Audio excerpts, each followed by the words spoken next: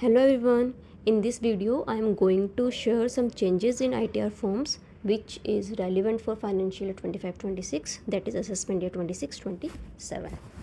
So first change is in relation to the wider scope for ITR 1 and ITR 4.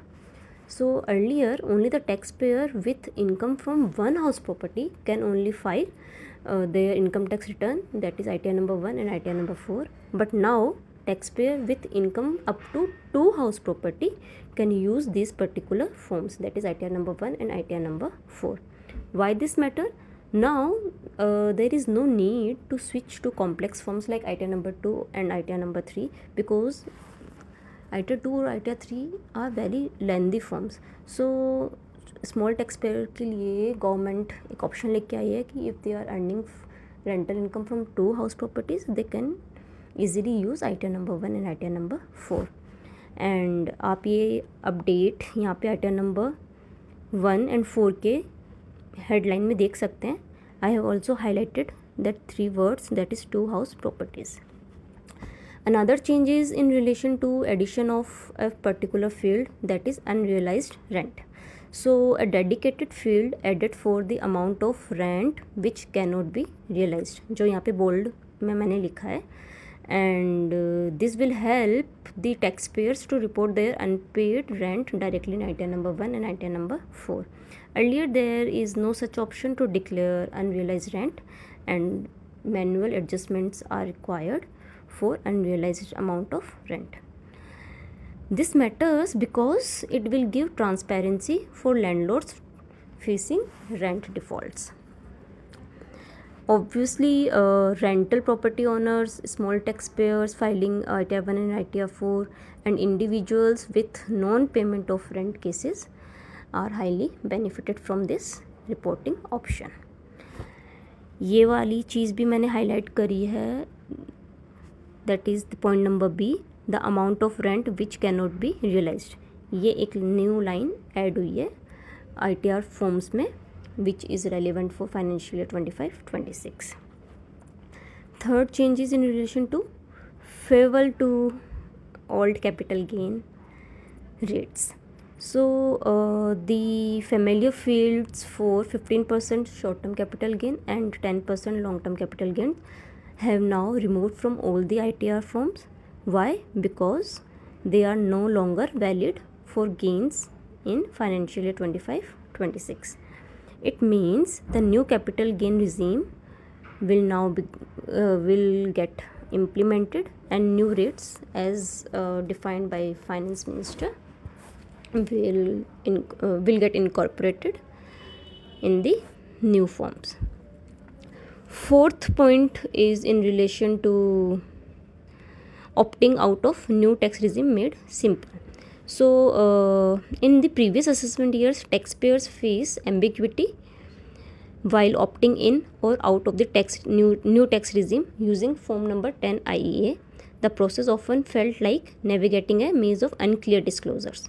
So the new notified ITR forms now include detailed disclosure sections for choosing your preferred regime, whether you want to stay in or opt out. So what's new for assessment 26-27 is the forms include detailed disclosure section for choosing your preferred regime, whether you want to stay in or opt out. This matter because obviously confusion कम होगी इससे, and it will give clear and structured field for regime selection and provide smooth transition between old and new regime. Obviously business owners and professionals filing ITR 3 and ITR 4 will get benefited from this option. Another important changes in relation to the addition of a field, that is representative assessee in ITR forms. So in all the ITR forms, a dedicated field to indicate whether the return is being filed by a representative assessee. Why this matter? This will enhances the clarity and accountability in tax filing, strengthen the transparency in filing process, and it will help the legal representatives filing for deceased taxpayer, second guardians filing for minors, and third authorized agents managing returns for other. यहाँ पे screenshot लगाया मैंने for that particular tab जो new add हुआ है in all the ITR forms. So the details of representative SSC which is required are name of the representative SSC, email ID of the representative SSC, and his or her contact number. Sixth change is section 89A relief field removed from ITR 1 and ITR 4. So what happened under section 89A, Indian residents with foreign retirement accounts can claim relief to avoid double taxation. So previously ITR 1 and ITR 4 contained a field to claim this benefit. Now the person who want to claim this relief have to file ITR number 2 and ITR number 3 only.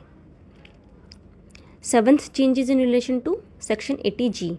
Detailed information is being asked by the SSC who are donating the money to political parties. And obviously why this matters, because government bonds transparency in political donations, ensure accurate reporting of the deductions, etc. Eighth change is in relation to section 234I, that is revised return late fee.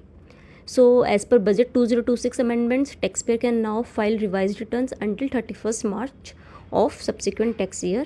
This extends the original deadline of 31st December. If the revised return is filed after 31st December, it will attract a late fee. A new field has been added in all the ITR forms to capture these late fee details. The screenshot of the same is also being attached here, that is point number 13 of the ITR, point number DA of 13. Ninth change is in relation to investment and bank details. This major change is in ITR number 4. So taxpayer filing under ITR 4, that is Sugam, must now provide additional disclosures about their financial positions. A new requirement to report investment details is added. Mandatory disclosures of bank balance information is also added. Earlier अगर आप देखेंगे पहले वाले forms में भी bank balance mention करने का option होता था, but that was not compulsory.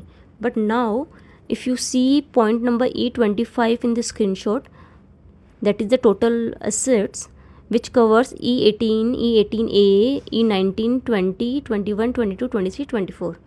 So if you read the note below the point E25, you can see E15, E19, E20, E21 and E22 are mandatory fields.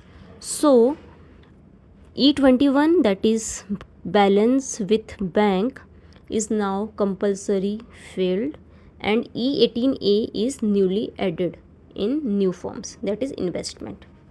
So these are some 9-10 changes which I have covered in this video. Thank you so much. Have a great day.